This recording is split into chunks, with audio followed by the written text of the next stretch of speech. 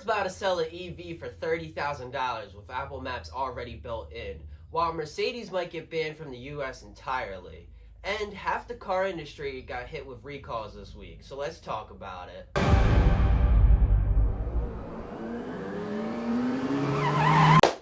What's up, Worldwide? Welcome back to Car Talk. If you're new here, this series is all about talking about the car talk of the week. So this week we got a bunch of recalls, some policy changes, and a bunch of sim gear talk. So let's get into it.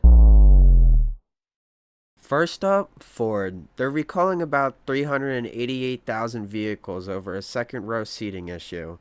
Basically, the seat might not properly restrain whoever's sitting back there in a crash. Subaru next. Over 541,000 SUVs recalled. Assets, Foresters, Crosstreks, all in there. The issue is an incorrect weight label, which might sound minor, but it's a federal compliance thing, not just a sticker typo. Now, BMW. Almost 30,000 plug-in hybrids recalled for a fire risk. It's tied to corrosion on the starter relay, and dealers are replacing the part for free. So if you got one of these, get it looked at. And I can't forget about Jaguar Land Rover. Over 15,000 Land Rovers were called because the rear view camera housing doesn't have enough drain holes, so water gets in and damages it. And last but definitely not least, Toyota's dealing with a proposed class action lawsuit. The claim is that they kept collecting users' data even after people opted out of cookie tracking. That's 5 major recalls in one news cycle.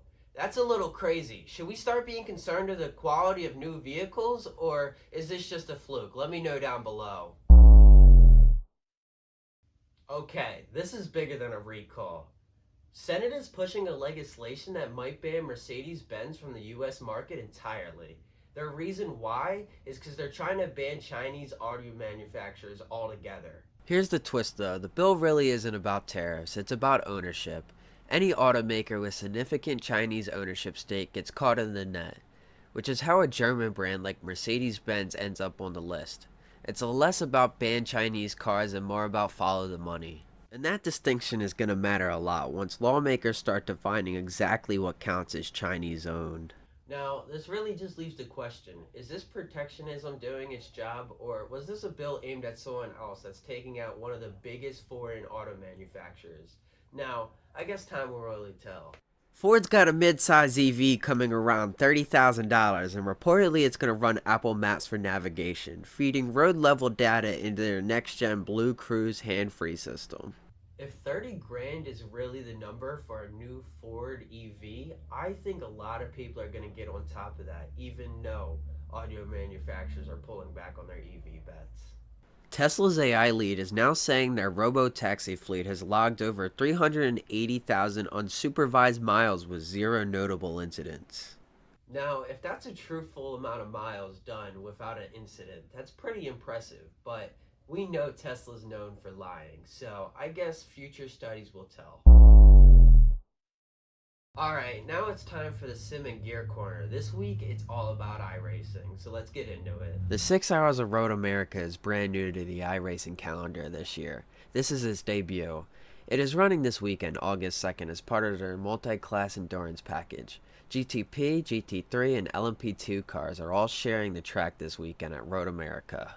I think iRacing adding the 6 Hours of Road America was a great addition to their endurance events. Not only does it give more opportunities to sim racers to do big events like that, it's also just growing the collection of their endurance events. So overall, it's a great addition and I can't wait to see more.